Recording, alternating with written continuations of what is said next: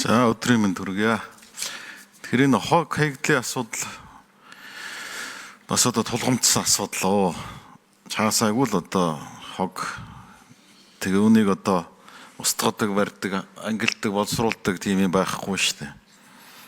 Тэгээ энэ хог хаягдлын тухай хуулийг хэрэгжүүлэх гол одоо үүрэг өгөхийн газар нь танах, зохион байгуулах, боловсруулах. Тэгээ би уг нэг бичиг өмнөх сайтыг байх үед явуулж ирсэн. Тэгээ над нэг энэ хог хаягдлын хууль ямар хөө хэрэгжилттэй вэ нүгээд тэгсэн над ганцхан утас хариулт ирсэн. 25 оны чинь 5 сарын 12 гэж байх шиг дээ. Тэгээ ганцхан утас бүхэл бүтэн том хуулийн хэрэгжилтийг нэг хүн хуудасанд багтаагаад салбарын хяналтын газрын дарга мөнх тогтох гэсэн гэдэг үний гар үсгтэй. Нэг ийм л одоо улсын хэмжээнд хэрэгжиж байгаа хог хаягдлын тухай хуулийн хэрэгжилт гэсэн чинь А4-ийн цаас нь багтсан нэг ийм л юм. Тэгээ энийг уншихлаар нэг тэр 30 сая төгрөгийн торгуулийн арга хэмжээ авч зөрчлийг үр дагаврыг арилгуулсан гэсэн л юм байгаа. Тэгээ өөр юм байхгүй. Тэгэхээр танах чинь тийм торгодгол ажил хийдэг юм хог хаягдлын хуулийг хэрэгжүүлэх хүрээнд өөр энэ дэр хийсэн юм байхгүй байгаа байхгүй. Тэгээ энд нэг бид нар асуусан болоо та бүхэн хариулсан болоод гэж цаг нөхцөөгч яах вэ? Чин яг байдал дээрээ бол энэ хог гэдэг юм чин дийлдэхэ болцсон юм шүү дээ. Сум болгоны салхинд доод зүүн урт талд нь хог нь хийсэн. Замбрааг уйлзаад байгаа. Аймаг болгонд нэг юм нүх хонхоолоо тэгээд хогоо асгаа шатааж нэг утаа суунгалсан байдалтай өхөр мал холилдоод очоод бутраасан байдалтай. Аялал жуулчлалын байгалийн үүсгэлийн газрууд нь дүүрэн хог цааслаад шил. За тэгэл энэ Улаанбаатар гэдэг ер нь хоггүй тийм газар гэж байхгүй. Хогны тухай ер нь хийж байгаа юм манай улсад алуу ба шүү дээ. Нэг ч одоо боловсруулдаг үйлдвэр ялгаж байгаа нэг ч албан байгууллага байхгүй. Тэгэхээр үүнийг одоо яах вэ? Юундаа байгаа? Хууль эрх зүйн орчинд болохгүй байгаа мó? Зохион байгуулалтын асуудал байгаа мó? Төсвийн хөрөнгөний асуудал байгаа мó? Та бүхэн хэлээд яах вэ юм одоо? Энэ уул уурхай гэдэл одоо миний сайн мэдэх өмнө говийн бүсээр дүүрэн уурхай, дүүрэн хог, эргэн тойрон тэгэл тэр уурхай хашаа дотор ч хог, гадаа ч хог. Тэгэл ойр хавь малчин айлуудын хороо бууцсан сүлдээ хаягдл уул уурхай хаягдсан хагарсан дугуйны юу боллоо ш дагуулгуулж өөрл. Тэгэл одоо машинаас гарсан сэлбэг хэрэгсэл тостой альчуур бүгд ингээл байж л байна. Устгагдахгүй байгаа л байна. Энийг одоо яах ёстой юм?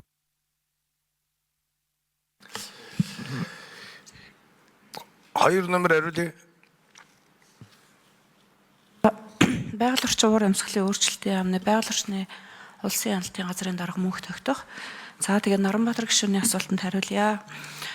Бид нар хог хаягдлын тухай хуулийнхаа чиг үүргээр бол бас аюултай хог хаягдал болон энгийн хог хаягдлын асуудал дээр бол хяналт шалгалт тавих ийм чиг үүрэгтэй байгаа. Гэхдээ хог хаягдлын тухай хуульд зааснаар хог хаягдлын тухай хуулийн хэрэгжилтэнд хяналт тавих чиг үүргийн асуудал нь бол бас салбар дундын асуудлууд байдаг. Тухайлбал хог хаягдлын тухай хуулийн 8.2, 8.3, 8.4, 8.5, 6, 7, 8 заасны дагуу харьяалах асуудлаар буюу эрүүл мэндийн чиглэлээр үйл ажиллагаанаас үүсэж байгаа хог хаягдал дээр эрүүл мэндийн салбар уул уурхайн төслийн үйл ажиллагаанаас үүсэж байгаа хог хаягдал дээр уул уурхай яам за барилгын хог хаягдалтай холбоотой асуудал дээр ингээд барилга хотойголтын яамнаас ингээд салбарын үндсэн хяналтуудыг тавих үндсэн зохицуулттай. За манай яамнаас бол ингээд энгийн хог хаягдал, аюултай хог хаягдал, химийн бодисны аюултай хог хаягдлын чиглэлээр бол жил бүр хяналт шалгалтыг тавьж байгаа. Хяналт шалгалтыг тавихдаа бид нар засгийн газрын хуралдаанаар болон хяналт үлгээний үндэсний хорооноор бол урьдчилан сэргийлэх хяналт шалгалт болон төлгөөт хяналт шалгалтуудыг батлуулдаг байгаа. За урьдчилан сэргийлэх хяналт шалгалтынхаа хүрээнд бол нэг чиглэл дээр нь бол хог хаягдлын асуудлыг бол тусгайлан авч үзээд за салбарын улсын ерөнхий эзэгчийн баталсан удирдамжийн хүрээнд бол улсын хэмжээнд бол хяналт шалгалтыг тавьж ажиллаж байгаа. Мөн төлгөөт бус иргэд болон байгууллага аж ахуйн нэгжээс холбогдох байгууллагуудаас ирсэн санал хүсэлтийн хүрээнд бол төлгөөт бус хяналт шалгалтын хүрээнд бол хог хаягдaltaй холбоотой асуудлыг за мөн төсөл хэрэгжүүлэгч байгаль орчин сөрөг нөлөө үзүүлэхээр ийм төсөл хөтөлбөр хэрэгжүүлэгч байгууллагуудын үйл ажиллагаанд бол тавьж байгаа хяналт шалгалтын дээр бол хог хаягдлын асуудлуудыг бол тавьж ажиллаж байгаа. Тэгээд гишүүдийн тавьж байгаа асуудлууд бол үндэслэлтэй байна. Тухайлбал ингээ аюултай хог хаягдлын асуудал ярихаар бид нар бол зөвхөн засгийн газраар энэ чиглэлээр хяналт шалгалтын тэгээд ерөнхий байцаагчийн баталсан удирдамжийн хүрээнд гэлгүүгээр за яг аюултай хог хаягдлын их үүсрэг үүсгэж байгаа байгууллага аж ахуйн нэгжин их үүсвэр нь хэд байна вэ гэдэг агуулгаар нь бол нэлээд үндэслэлтэй хяналт шалгалтуудыг хийдэг байгаа. Тухайлбал бол Улаанбаатар хотын хэмжээнд хэдэн тээврийн хэрэгсэл явж байна. За тээврийн хэрэгслээс бол тос тасалгааны материалыг бол жилд ингээ 2 удаа солиход хэдийн хэмжээний аюултай хог хаягдлын үүсгэх нь вэ? Энэ дээр бол манай байгаль орчин уур амьсгалын өөрчлөлтийн яамнаас зөвшөөрөл авсан байгууллага аж ахуйн нэгжүүд нь хэд байна? За уул уурхайн төсөл хэрэгжүүлэгч компаниуд хэд байна? Энэ дээр ашиглагдж байгаа техник тоног төхөөрөмжийн тоон хэд байна? Эндээс үүсэх аюултай хог хаягдлын асуудал юу хэд байна гэдэг ийм судалгаа мэдээллүүдийг аваад энэ дээрээ чиглэсэн хяналтуудыг бол тавьж байгаа. Тэгээд тухайлбал уул уурхайн төсөл хөтөлбөр хэрэгжүүлж байгаа байгууллага аж ахуйн нэгж ихтэй аж ахуйн нэгжүүд рүү тухайлбал Өмнө Говь аймаг руу байна уу ингээд илүү тийм хүчтэй эрчимжүүлсэн хяналт шалгалтыг бол хэрэгжүүлэхийг үүрэг олгодог.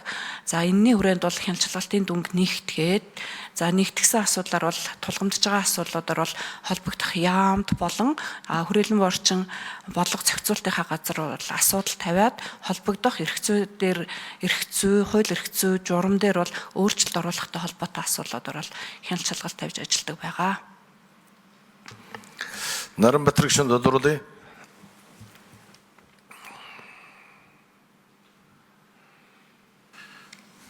За хяналт шалгалтлууд баахан ярьж байна.